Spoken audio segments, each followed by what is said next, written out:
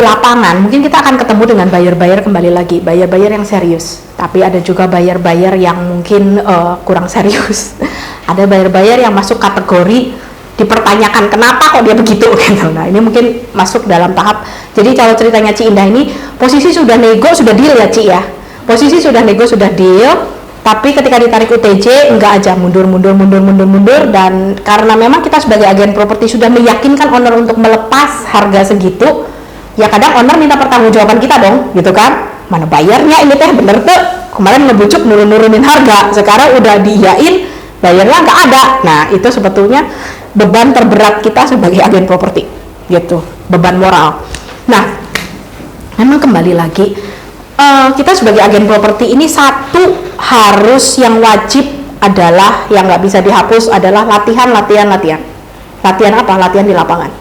Ketika teman-teman showing, teman-teman selain dibaca, ya kan, tadi saya bicara sama Pak Tantan bahwa ketika kita showing, kita dibaca, ada skor. Sama, ketika teman-teman showing, teman-teman juga membaca dan memberikan skor. Jadi penilaian itu dua belah pihak. Kita dinilai, kita juga menilai.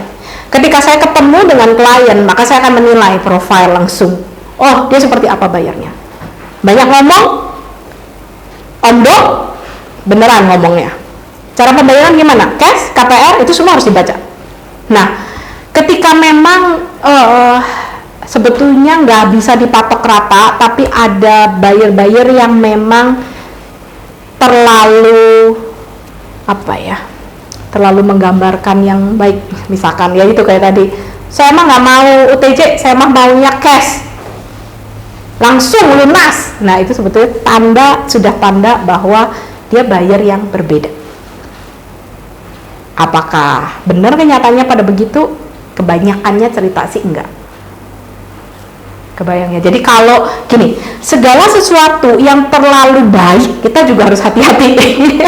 Kalau kemudian saya mah punya ini, punya itu, punya itu, sebetulnya mungkin dia hanya ingin meyakinkan teman-teman bahwa dia memiliki sesuatu padahal enggak.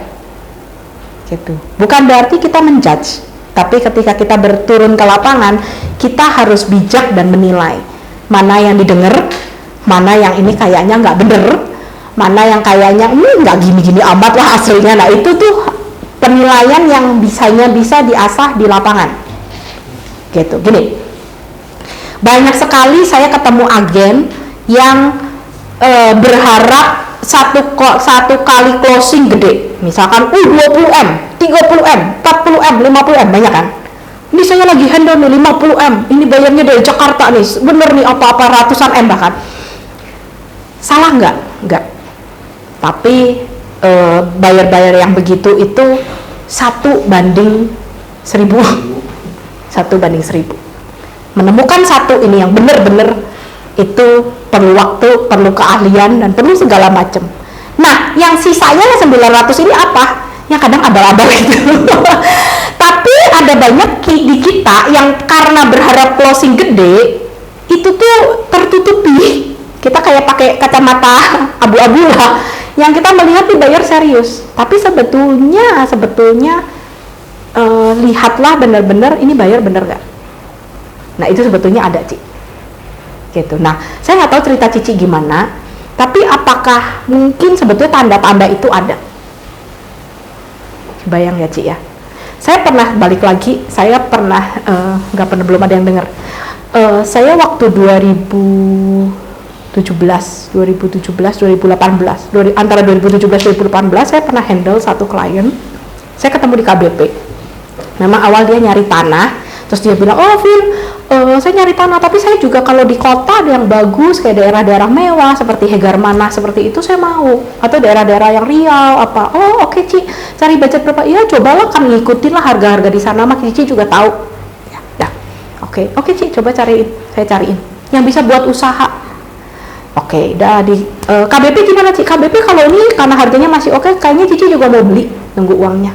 Tapi kalau misalkan itu sok tawarin aja. Saya tawarin Hegarmanah. Saya tawarin Hegarmanah, dia showing. Showing itu sekeluarga.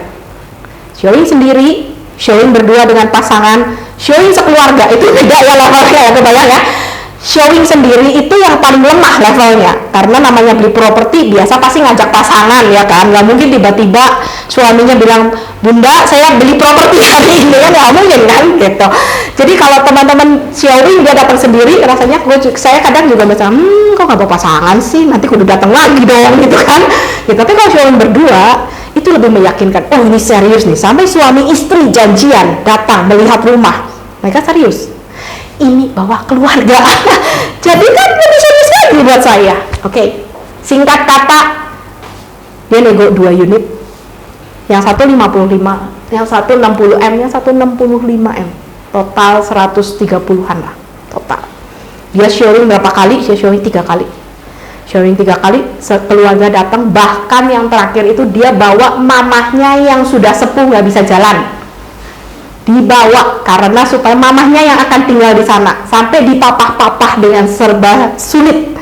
Buat saya itu sesuatu yang dia serius banget ya, nggak sampai bawa orang tua yang sampai nunjukin, iya mah nanti begini 130M, deal 2 rumah, deal ya. Saya sampai nanya, pendanaan cukup Cik? Ada, Vin, udah ada, puji Tuhan. Pajak-pajak juga ada, cuma tinggal nanti buat interiornya aja. Alhamdulillah. Ya enggak, 130M tahu komisinya berapa? 1,3. Enggak ding, 1,8. Karena yang 65, yang 165M itu ngasih saya 2%. Berarti satu yang 65M aja udah komisi 1,3M. Satu lagi memang karena ada temen, jadi saya harus bagi, jadi 1%. Itu berarti total 1,8M komisi. Oke, dah. Deal. Notaris sudah ditunjuk. Dah loh, notaris juga bukan notaris ece-ece, notaris terkenal lah.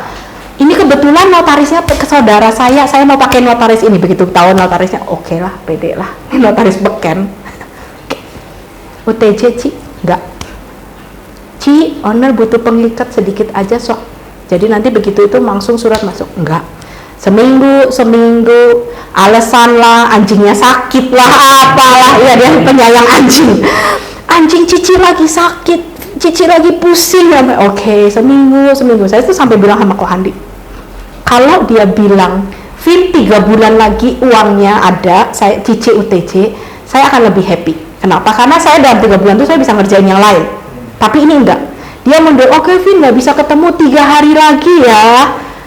Dah 3 hari, aduh Vin nggak bisa hari ini, minggu depan ya. Kebayangkan ketika kita mengharapkan, ya saya nggak bodoh lah, saya nggak bohong lah, kayak nggak mungkin nggak mengharapkan. Tapi harus ada UTJ masuk, harus saya ketemuan. Nah itu tuh diundur, itu bukan diundur lama. Kalau diundur lama saya ngerjain yang lain. Ini tuh diundur 3 hari, 2 hari, 3 hari, 2 hari, 2 bulan. Saya ambil keputusan, saya doa, saya ambil keputusan yes or no, karena saya tidak bisa hidup dalam pengharapan palsu. Buat saya, kalau memang rezekinya saya iya, kalau enggak saya nggak mau dimainin, kasarnya gitu loh. Saya masih ada klien lain yang mungkin lebih baik saya kejar gitu, daripada saya memimpikan 1,8M yang di UTJ juga enggak, notaris ada gitu. Sampai terakhir ini udah berapa kali ya, jangan dicontoh ya. Sampai terakhir saking keselnya saya bilang, Ci, ownernya sudah kesel karena udah nunggu ini teh, dan ownernya minta pembuktian, Ci tolong fotoin buku rekening Cici nominalnya, karena kata dia ada di rekening. Itu nggak dikasih. Oke, buat saya udah berarti selesai, saya move on, saya lupakan. Sampai sekarang tidak kejadian. Ya itu kembali lagi, itu benar-benar saya sudah sangat cek apakah dari keuangan dia, dari keseriusan dia, dari ininya, itu tuh semua kecek dan semuanya hijau sampai notaris hijau loh. Dan itu pun tetap aja song. Jadi kembali lagi, namanya kita di lapangan, kita bisa prediksi yang begitu nggak? Kita bisa apa? Cek perkataan dia sesuai nggak? Banyak ngomong nggak? Gitu. Oke, bener nggak, ditepatin nggak? Itu adalah hal-hal kecil yang harus kita baca. Jangan sampai kita sebagai akun properti kita miss karena kebayang komisinya. Nah ini komisi ini membutakan memang. Hati-hati. Ketika kita komisi membutakan, ketika kita benar-benar pengen closing dan ini tuh tertutup, kita tidak melihat fakta. Nah, ini yang harus saya ingetin ke teman-teman. Tetap ketika kita di lapangan lihat fakta. Komisinya kan nggak mau mimpi kan. Komisinya maunya fakta kan. Jadi untuk menghandle transaksi pun harus fakta. Bayarnya juga fakta. Jadi saya nggak bisa jawab, Ci. Mungkin juga dia belum ada uangnya. Bisa jadi dia mungkin belum ada uangnya. Bisa jadi dia ada alasan lain, kami nggak tahu. Saya nggak tahu karena saya nggak jalanin transaksi Cici. Tapi coba putar balik lagi, inget-inget lagi fakta-fakta apa yang tercecer yang mungkin sebetulnya ada tanda-tanda ini buyer seperti apa.